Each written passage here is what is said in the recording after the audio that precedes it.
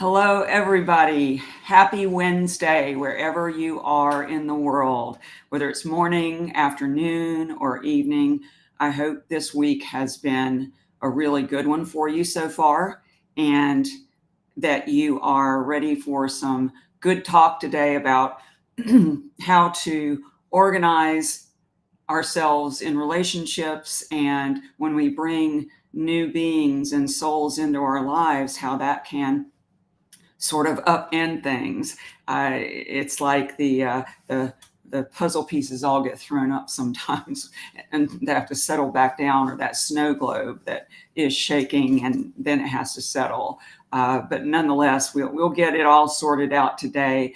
But I'm glad you're here, and I'd love to hear from you and hear where you are coming from and how your week has been going.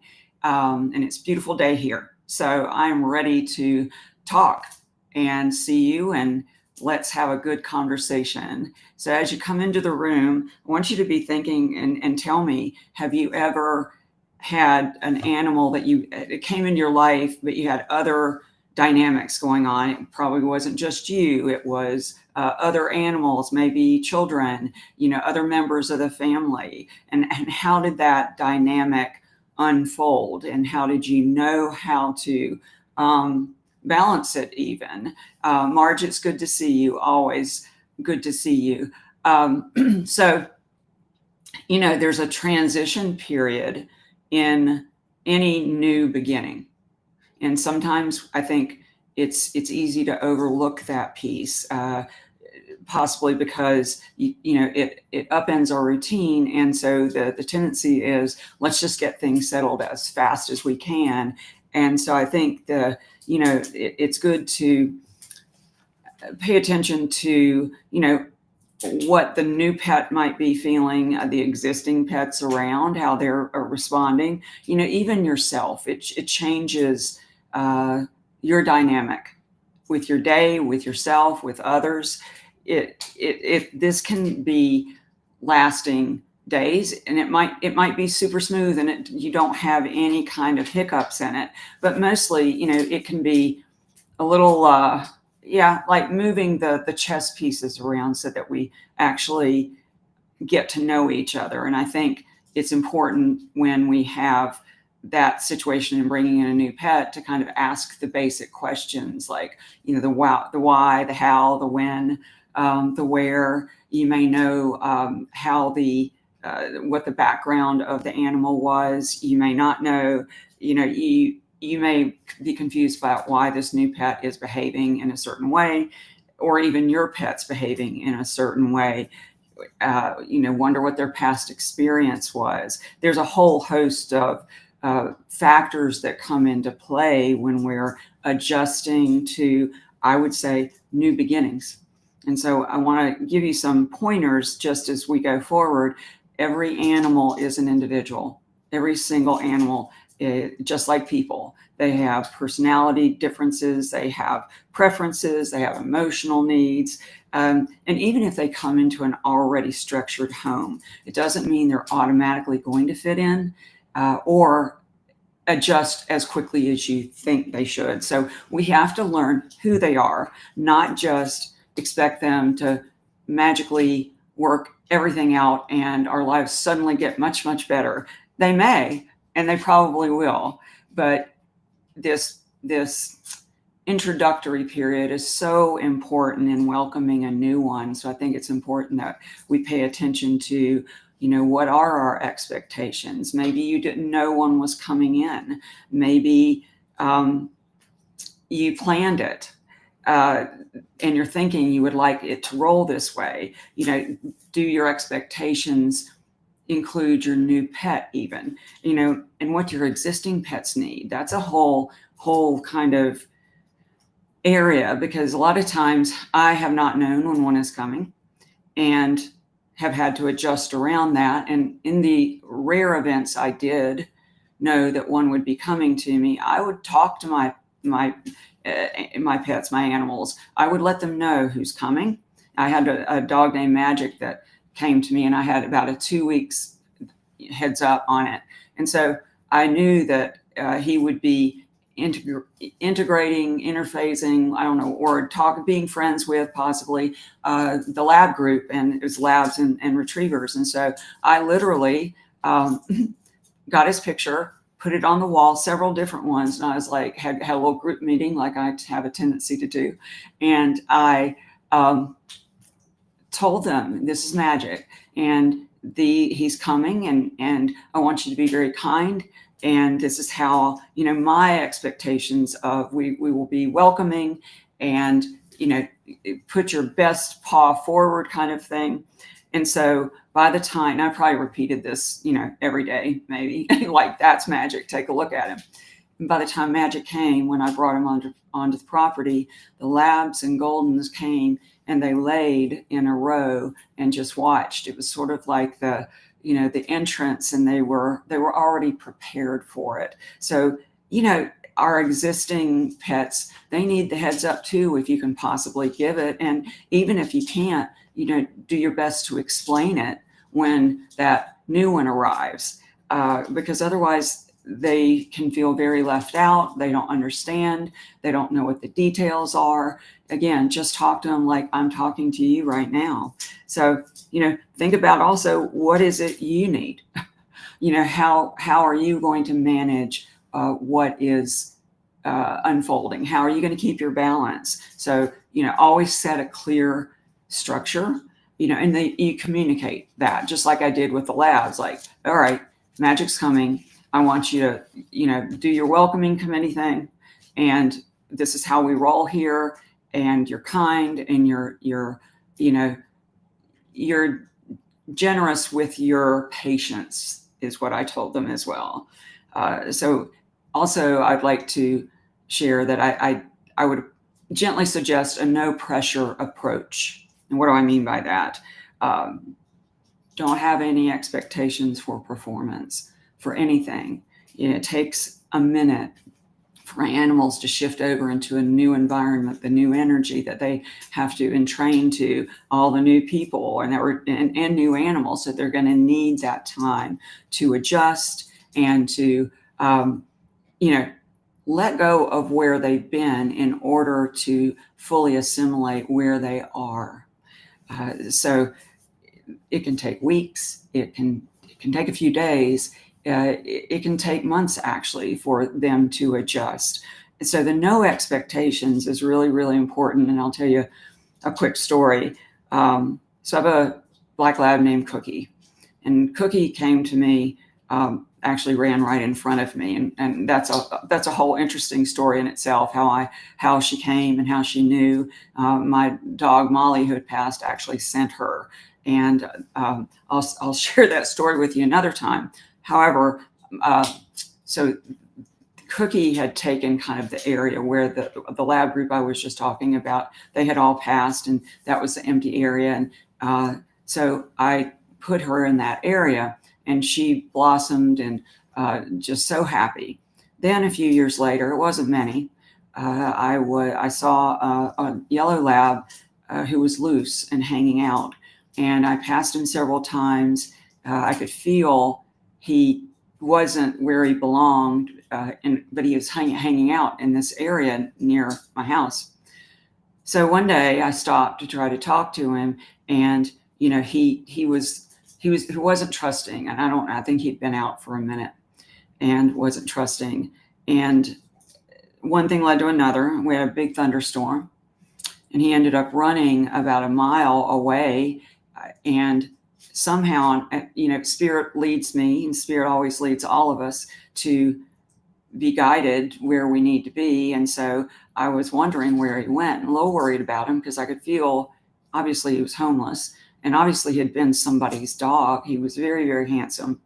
And I ended up being led to, I was passing a house, and I happened to glance, and there he was in the yard.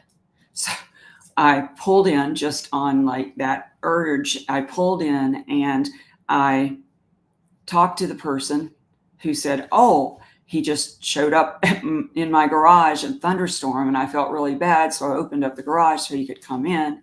And he said, but I can't keep him. I'm like, oh, okay, I see how this is rolling. So long story short, he came home with me, and the only area that made sense or felt right was, I think he's supposed to be with Cookie. But now Cookie was, remember, happy. She was totally loving her space. And I didn't have any expectations. I could sort of feel they'd be good friends, but it was really up to her, right? It was up to, we have to make choices, and animals do the same things. Here's what I told Cookie. I said, Cookie, this is Finn. I named him after Huck Finn. This is Finn. And I had him in like separate areas where they could see each other. This is Finn. I want you to meet him. And she was having none of it. She was growling and barking. I mean, it was a very strong reaction. She's like flipping her head away. And I was like, all righty, we're off to a really good start here. But I also told her, I don't expect you to do anything you don't want to do. This is your area. And if you don't feel like you can be friends, I understand. And we will figure it out. So as time passed and she kept seeing me bring him out, she was still a little grumbly and it's like, I just don't know about him. I didn't push it at all. And she's a big runner for a ball, so I would take her out on the ball. One day I got the hit. I think I'll walk Finn out on a leash and let her run after the ball, which is what I did. And from that point on, I did that several times in a week. And all of a sudden, she didn't mind him being there. And today, both Finn and Cookie are the best of friends, and they're the best balance ever. But I didn't force it, right? I didn't force them to be friends. They have to choose that, just like we have to choose that. Can you imagine dropping a kid off in kindergarten and saying, all right, you have to be friends with everybody, go. So it's that kind of no expectations. Let's see what unfolds. Let's honor the individuals that they are. And Marge says, I remember when I brought Isla home, Isla and Ferguson, the cat, I remember, had to adjust to each other. I was dealing with rescue. Isla was a breeder dog who couldn't even play, and an older cat who was used to being master of the house. They never fought, but they would eye each other gradually, getting closer to examine each other. Spent time with each other individually. Exactly. Patience. Hi, Patricia. It's good to have you here. Yeah. And I'm going to, definitely it's that patience piece and not expecting too much. When little Ollie, who was feral, he was feral. Ollie was feral. He wouldn't let anybody touch him. He was a journey to even get, and much less to, have him adjust. But he loved other animals, but people, not so much. And so we were 3 weeks into it. My oldest son had to leave to go. I don't know where he was going at the time, but he was so frustrated because he said, it's been 3 weeks and Ollie hasn't let me touch him.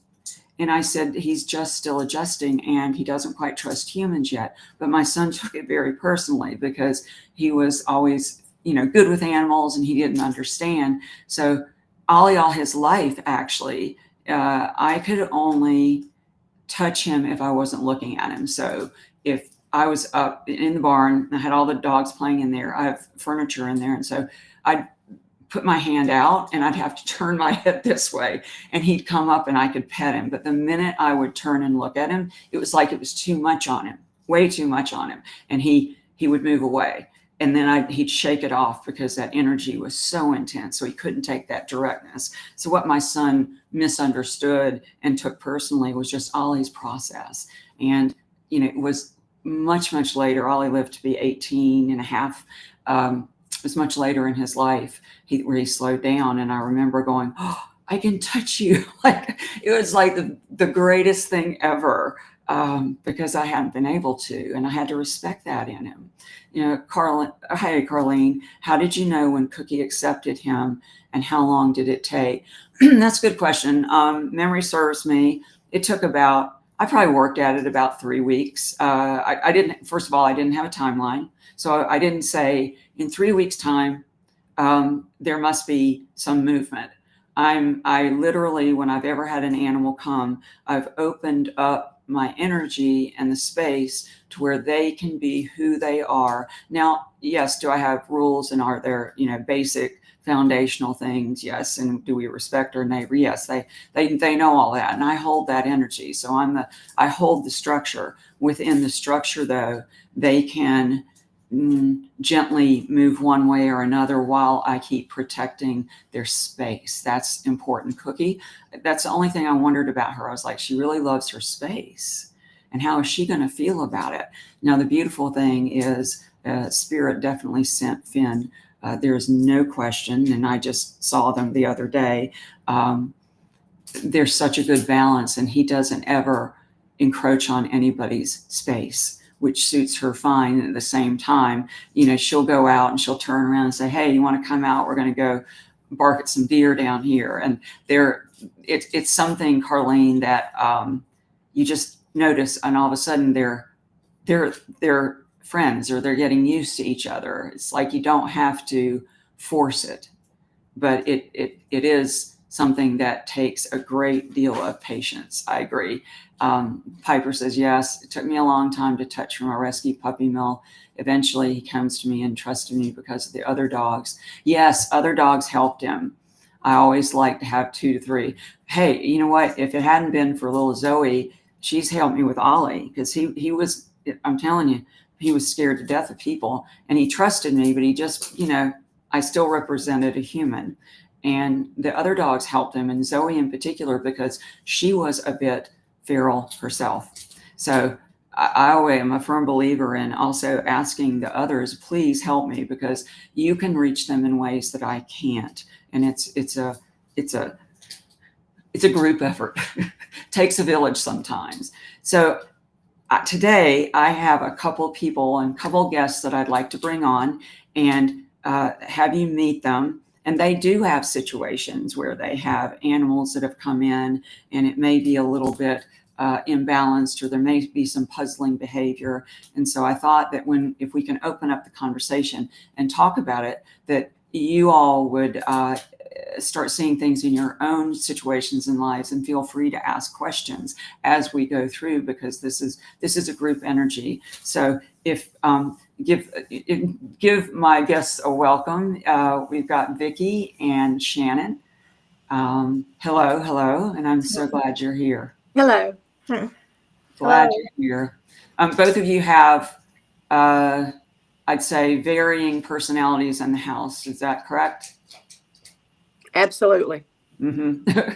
So Vicki, I want to talk to you a little bit about your gang, and starting with Sumi, if we can.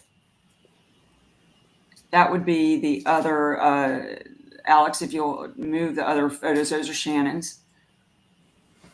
But while we're waiting on that, Vicki, can you tell me about Sumi? Absolutely. I had to put, unfortunately, Sumi down just right out a month ago. She'd been with me for almost 16 years. And just very quickly, I was off one day from work, but needed to go to another business location in order to procure something, and which was about an hour away out of town.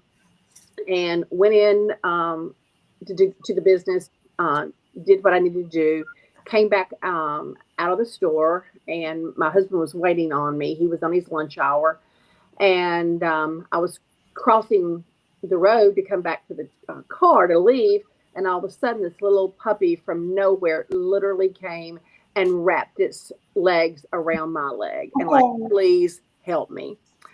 And so I'm like, oh my God, oh my goodness. So I picked the puppy up, and my husband's, sitting there in the car like, come on, I need to get back to work. I'm like, well, what do you mean do with the dog? And he's like, leave the dog. I need to get back to work. And I thought, well, okay, let's see how this goes.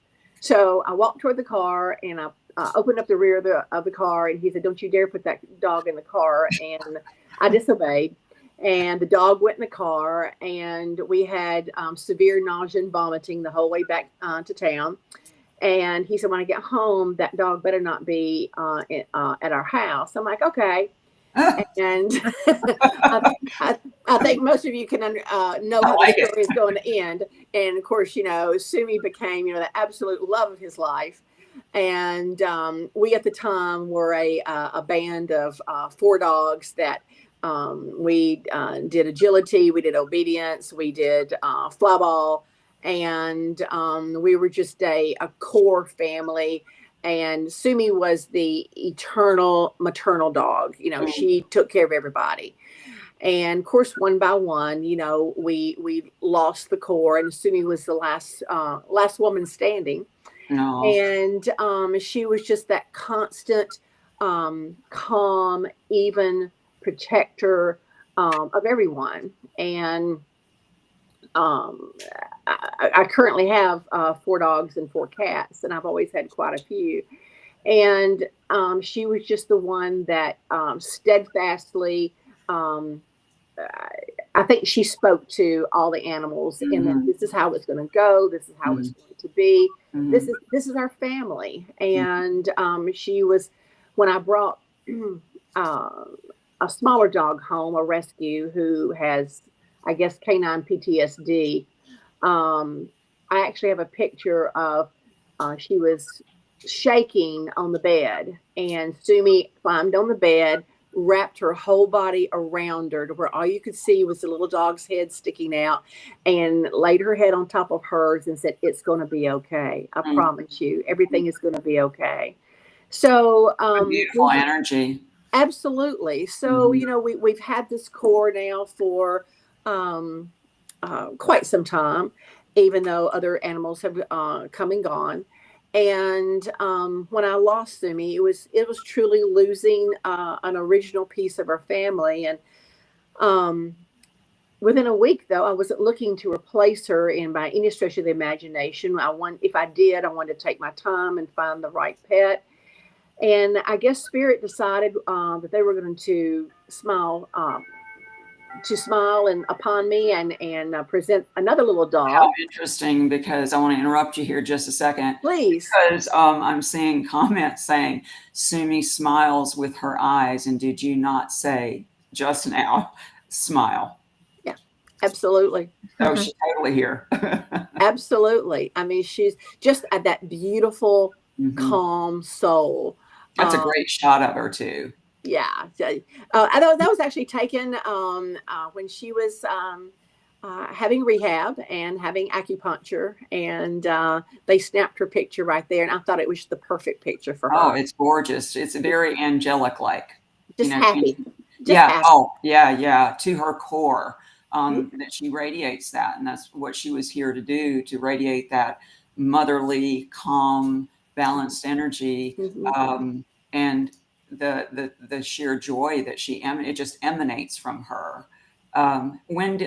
Question, how old was she when she passed? And she was almost 16. Wow. And when did she pass? February the 7th. Oh, wow. This year. Yes. Oh, that's rough. And did you expect it, or was it suddenly? She had severe spinal osteoarthritis, and with all the help in the whole wide world that we could give her and the support, it just got worse and worse to where she could no longer stand, she could no longer support herself. And I talked to her quite a bit, asking her what she wanted me to do, how she wanted to live her life. And we talked about the fact that at this time she no longer had a good quality of life, because all she could do was she still wanted to eat, and she still wanted to interact with myself and my husband, and even with the other dogs, but she was unable to. And she told me, she said, "Mama, it's time to go."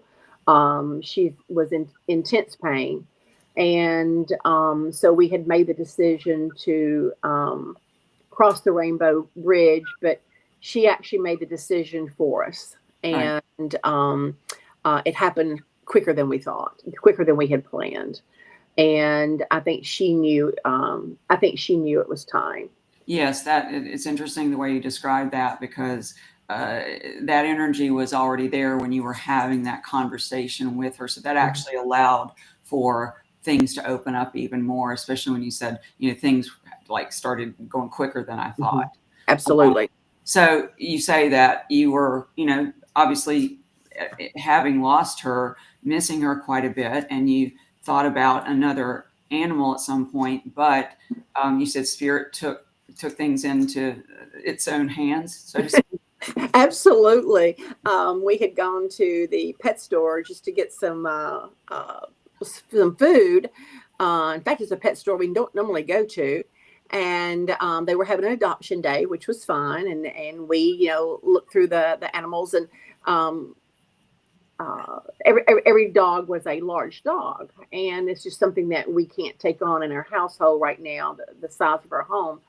And so we went in and got the food, and we left. And something just kept knocking in my head, knocking in my shoulder, that gut intuition. So I went to the Adoption Society's website the next day, which happened to be a Sunday. And there was this very small dog. And I'm like, wait a minute, this dog was not at the adoption event yesterday. And every dog on the website was large except this one. And I thought, so that's Sassy May there. And so I told my husband, I said, I don't know, just something's telling me I should call about this little dog. And he's like, okay, do what you want to do. So he's a worn down man at this point. You've got that right. Just do whatever you want to do, Vicki. I know he knows he's not going to win. Yep. I like it. So I sent in some information about her. And again, very, very quickly, I got a message from Sumi. I had gone up into a room to straighten some things, and there her collar was. Oh. And I, of course, boo-hooed and everything, but I truly feel like she placed that collar there because it wasn't there. I don't remember putting it there. And my husband said he didn't put the collar there. So I truly think it was Sumi saying, go for it. I love that. And I love that you're putting those connecting pieces together. So often we just say, oh, I ran into that. And we don't realize that they've placed it there. They sent it. They can arrange all kinds of things in our material world. And it's so important not to doubt it. She did. And so, quite frankly, within 24 hours, Sassy May was at my house. And I kept her name. She's 7 years old, and she seemed to know it very solidly. So we decided not to change her name. What do you think, Ruth? Does she look like a Sassy May? Keep going. I'd like to hear what they say. We're getting this so cute. And is she sassy? Oh, she's happy. She's a Rottweiler with a tiny body.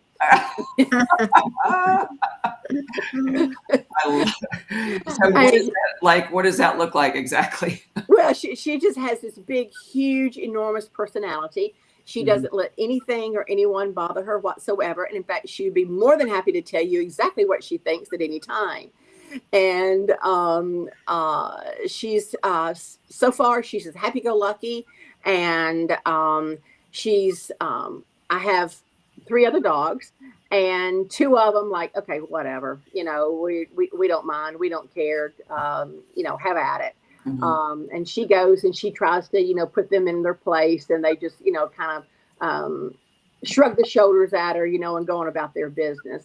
But she's just, she's happy. But I would be the first one to admit I did everything wrong, and I knew better.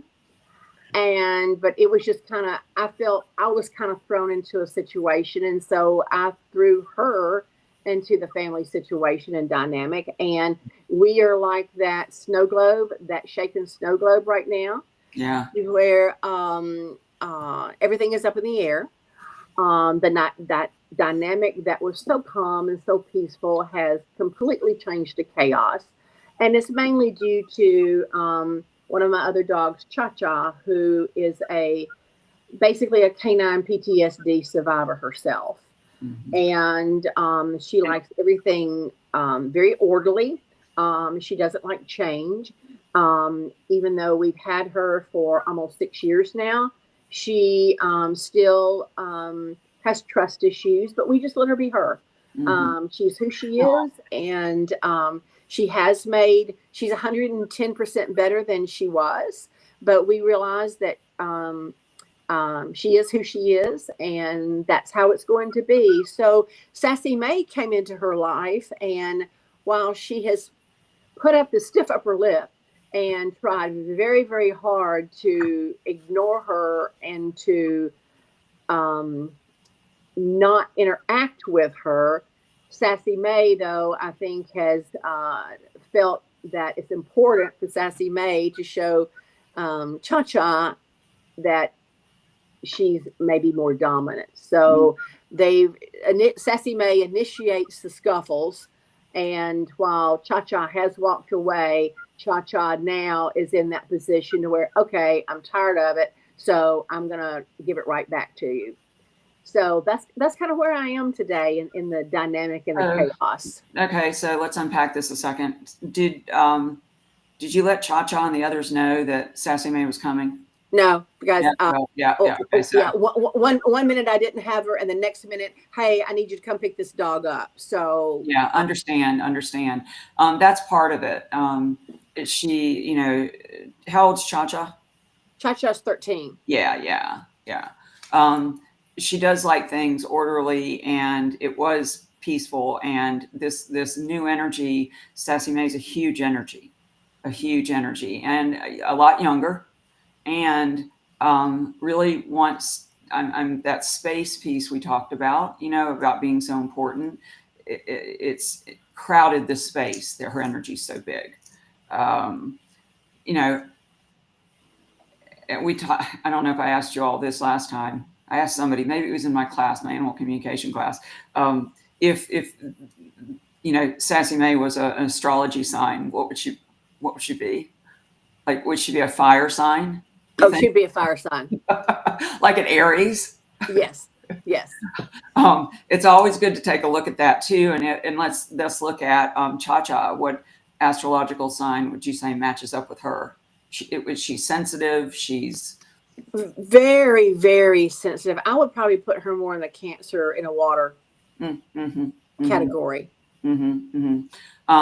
So would you say she feels things a little deeper, maybe, than Sassy May? Very much so. Yeah. Very much so. As a matter of fact, Sassy May's birthday is in March. Oh, how interesting. So yes, there's a bit of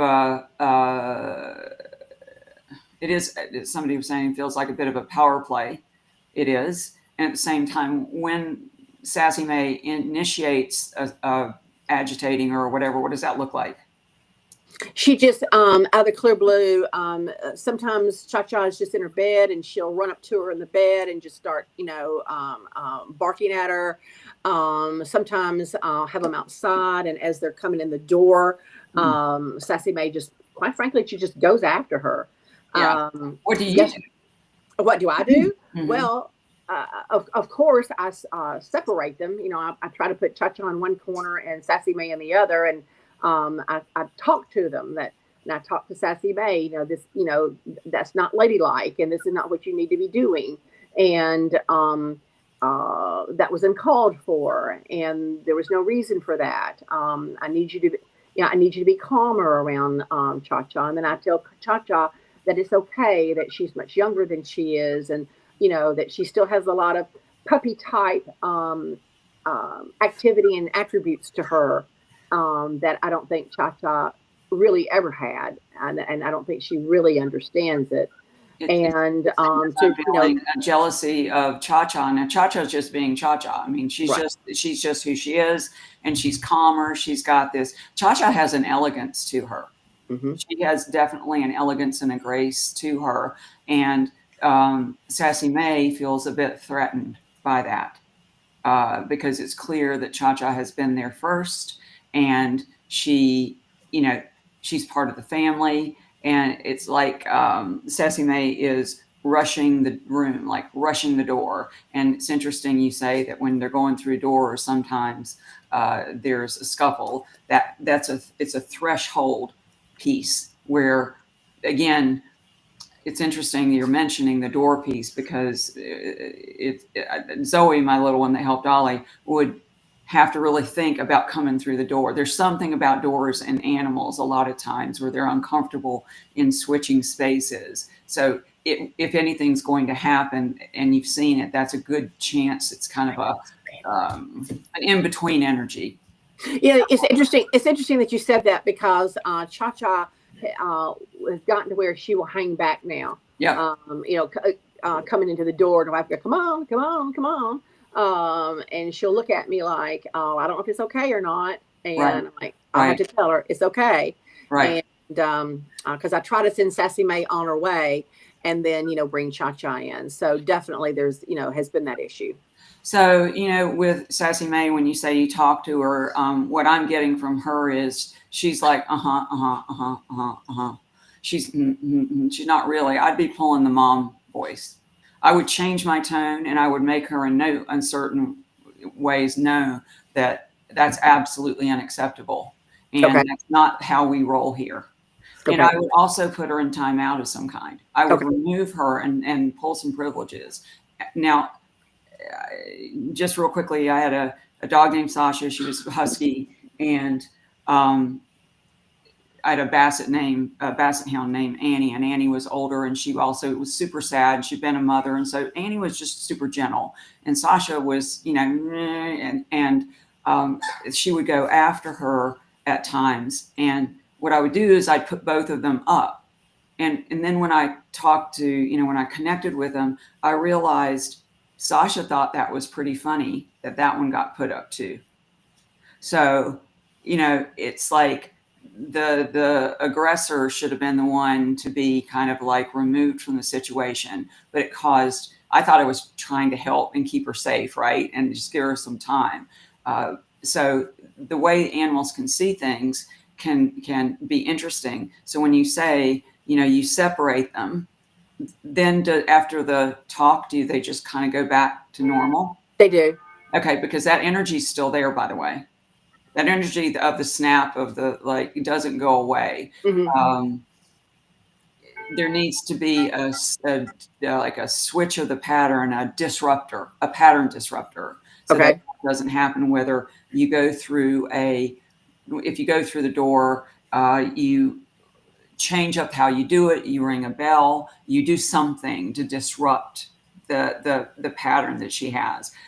Now she's kind of training herself that she's watching for opportunities to get her. And I know it looks random, but I'll bet you can now, especially after we talk about it, you'll be able to kind of sense what situation is going to encourage that.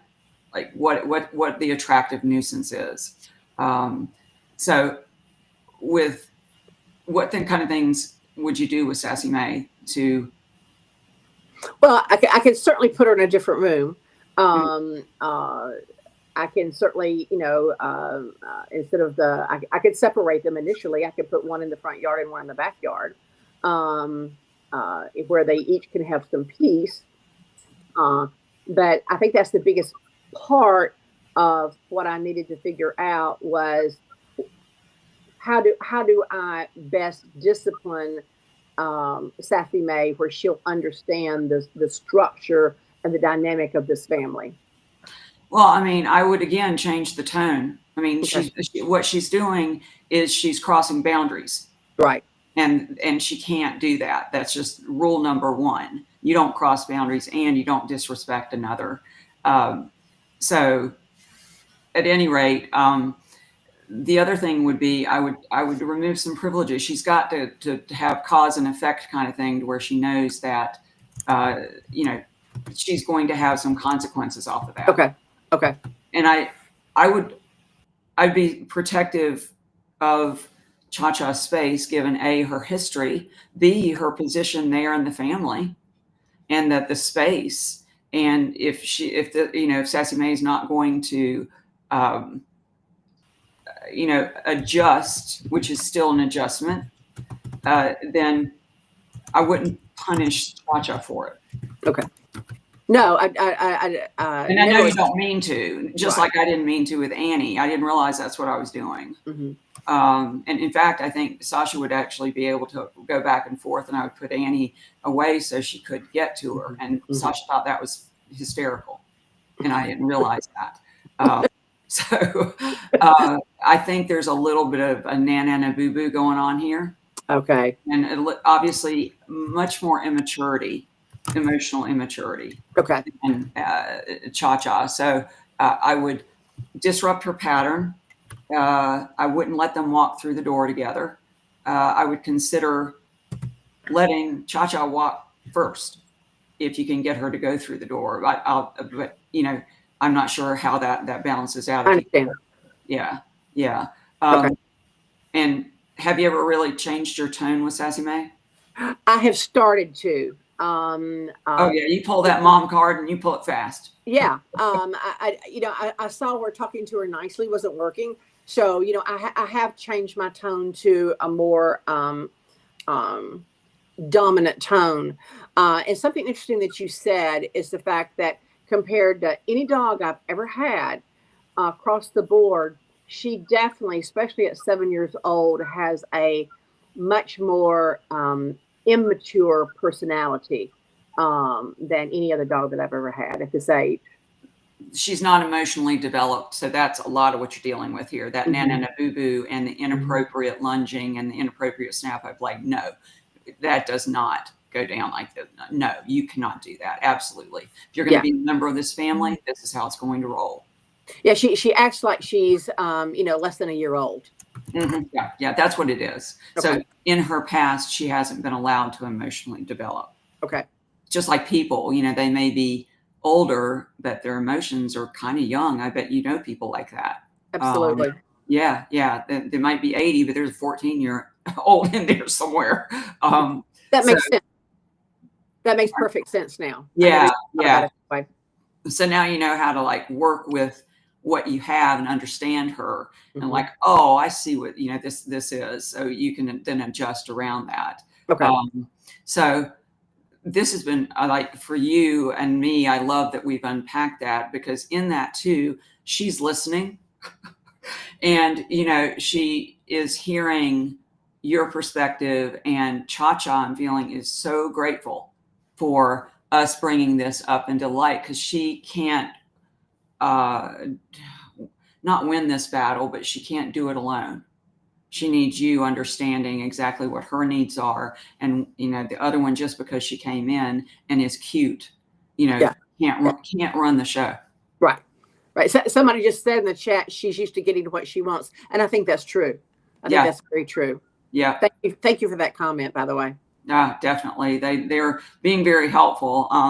Yeah, Carlene says maybe Sassy wants what Cha Cha has.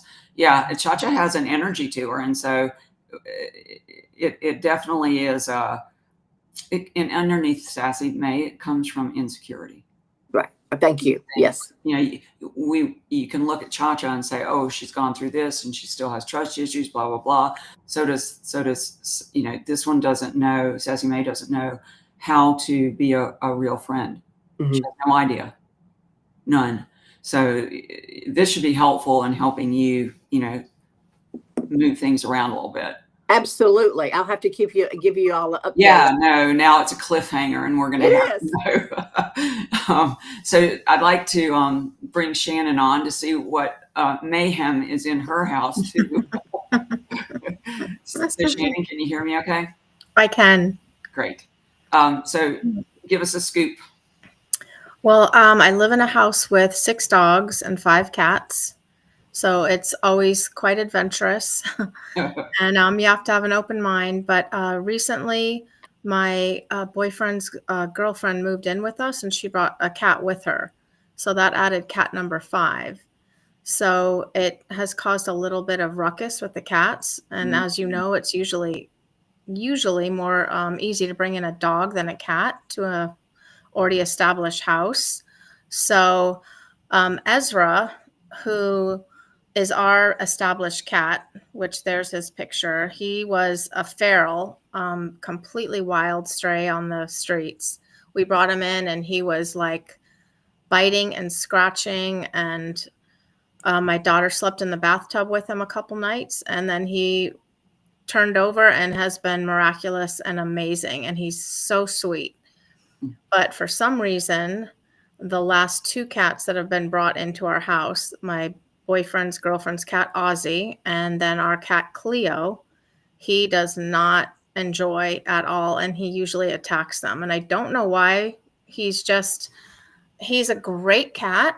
And with all the dogs, with all the other cats, any strays I bring home, any fosters I have, he's great. It's those 2 cats, for some reason, he wants to attack. So I just want to bring a little bit of peace into the house and obviously make it comfortable for him too. That's Cleo. We brought her in after Ezra. She actually was found on the road, like literally in the middle of the road. Mm-hmm. And we picked her up, put her in the car, and obviously tried to find her home and did all the stuff everyone does. Never found a home, kept her. And she's also a great cat, but she does not like any of the other animals in the house. So that causes a little bit of friction. Mm-hmm. But now her and Ozzy are in a room together because Cleo is basically my son's cat. And then Ozzy is in that room too. So she's had to get along with at least him. Those 2 live together in a room. We usually keep them pretty separate. Those 2 stay in the room. All the other cats have free roam of the house. Mm-hmm. If I put Ezra in a room, I will let the other 2 out and let them roam around, but it doesn't happen as often as it should. So that's just a little bit of the chaos at our house. Yeah. So but Ozzy and Cleo didn't come together? They did not. Cleo's been with us for about 5 years, and Ozzy came to us in like November. So Ozzy's the newest one in. Yes. Okay. In particular with Ezra, is there a difference in how he responds to Cleo versus Ozzy?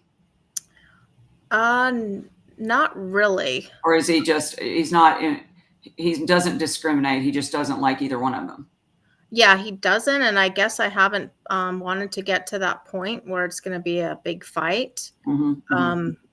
We have a house that has like a balcony kind of thing. And Ezra, I think you probably remember, he has fallen off that balcony and it was a bad fall. Yeah. And I'm so afraid that they're going to get in a scuffle and someone's going to go off that balcony again. Mm-hmm. And it's inside the house. So they haven't been like face to face. Like they're usually I let them do all the smelling. I had them behind closed doors. I had the carriers out. I did all that.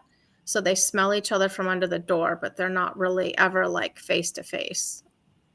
I think for Ezra, he's giving me the feeling that he likes to choose his own friends. And, the way he's gotten along with the other animals in the house, it was because he enabled it. He allowed it. Does that make sense? It does. Yeah. He says these 2, they've had words. Definitely. And again, he didn't know they were coming when they came, correct? Very true. Yeah. Have things escalated since November? They have not. They haven't escalated, but again, I'm also being pretty cautious about face-to-face interactions. So how do you know that he dislikes Ozzy? I mean, if you've got some track record with Cleo since she's been there longer. Correct. I guess I don't exactly know if he would attack because I haven't seen him do it. He has attacked Cleo. Right. So you're right. I don't have experience with him attacking Ozzy. Right. When I'm feeling into him, he wants his space and he feels very crowded by them. There's now there was something especially about Cleo. Does she have a confidence to her? She's she should have been named Sassy for sure. Okay, that's what I'm feeling. Yeah, that's what I'm picking up. Yeah, there's a confidence that makes him feel less than or insecure. So almost like who she is makes him see all his pieces. And if he doesn't have to, it's like looking at the shadow parts of ourselves. He doesn't like to feel that. He is a little afraid of that elevated an energy, actually. And so he, he's pushing with her, like he pushes away the very thing that he's noticed about her, like almost before she does it to him. So that energy of Sassy, he views that as imposing or a threat. So rather than wait, he'll go first. Yeah, that makes sense. But she also hisses at, him and every animal in the house. Mm-hmm. She really loves people, but does really not like a lot of other animals, which doesn't do great in our house. Right. Our menagerie. Yeah. But I can let her out with anybody else. All the other cats, the dogs, they just ignore her when she's, in her mood. Mm-hmm. But he doesn't. He will attack her. Mm-hmm. Mm-hmm. Does he watch over the space in the area where he is? Like, where is he sitting now, and does he like to sit there a lot? Yes, he does. He's pretty much all over the house, though. He's comfortable all over. Right. He rather likes them being separate. Do they seem unhappy being separate? No, they don't seem unhappy. I just, I'm that mindset that I wish they'd, all get along, Yeah. I wish I could have them all out roaming the house, that, I love them to be free. I don't like to confine them, if that makes sense. Yeah, no, it makes total sense. In the room they're in, he can't see them. No, but he plays with them under the door. Like they constantly interact under the door. Interesting. Is that new or has that always been? Pretty much always. Have you ever, and you may have said this, put him in that room with them? Never. Mm-hmm. I'm too scared. Mm-hmm. Mm-hmm. Yeah. He's a big cat, and I'm just too scared. Yeah. I feel like he feels that the house is his territory to roam, and that both of them are interlopers. And he already had kind of the not so sure about himself with her. So he picked the fight first. He'll pick it first. And he's just lumping Ozzy in that same category without really knowing who they are. He's actually responding and reacting to the energy that they represent. So if she's sassy, what's Ozzy's energy? Really playful and calm, and he's young. He's the youngest one. He's like a year old. He's telling me he could be anybody's friend. He's pretty palatable. Yeah. But they haven't really been really close to Ezra, just based on Ezra's behavior. You haven't right. Okay. Yeah, and I really haven't had Ozzy around any of the animals, really. I mean, he's been out, but he hasn't really bonded or interacted with any of them except Cleo. And did you say that he was your son's? Yeah, when we picked Cleo up off the road, he was in the car. So Cleo and my son bonded immediately. And then when my son's girlfriend moved in, she had Ozzy. So it's pretty much like both of their emotional support cats, it seems like. They're very bonded. There you go, right there. That you just described what it is. That's the unit. They're a unit together and not necessarily meant to blend with the bigger unit, if that makes sense. So Ezra has a unit, and his unit is all the people in your family, the other animals in the space called the house. And this other group, let's say, it's like a tight-knit family. It's a family of 4, right? Right. And so the way Ezra looks at it is, why would this from a separate household be coming into my space? It's like the neighbors or something. He doesn't necessarily see it as one big happy family. Right. That makes sense. Yeah. Do you see them ever moving out with their cats, or do you see them being there for a while? Tammy, you have kids. What do you think? my my son's 22, so we'll see. We don't know. That's hysterical. That is what he sees is, well, that's their family. This isn't my family. That's it right there. And again, it hasn't gotten his approval. I don't know that you're really ever going to get it to be one big happy family. But I think if you, and you may, who knows, it would probably take you being a referee in there if something broke out, because when you let them into the bigger space, they're now in his territory. But when he goes in that space, it's not necessarily his territory. So you haven't tried that, right? I think we may have lost you, or he froze up. But definitely, I think that's what it is. And so rather than force it, I probably would honor where they are. And if they're not unhappy where they are, I would let it be there. And if there's an opportunity for them to be friends, I like that they play under the door. So that's a good sign. It would be interesting if you had some kind of a door that they could see each other, but they couldn't get to each other. That would be great. Shannon, are you back with us? Yeah, I'm sorry. I don't know what happened. I get it. It's happened to me too. So yeah, I think the balance there is so what I'm hearing is for you to use your intuition, especially after we've unpacked this a little bit. Use your intuition, because you may be like have a download one day of, you know what? I think I'm going to try it. I'm going to bring him into their territory and see how it goes. And you may not, but that's the difference. They're coming into his territory from that room, so it doesn't go well. But I'm not sure he'd be the big bully in their room, if that makes sense. So you think it would be okay, like, to let him in that space? I wouldn't do it unsupervised. And well, I wouldn't do it and just leave. Oh no, I'm not that crazy. We could try that.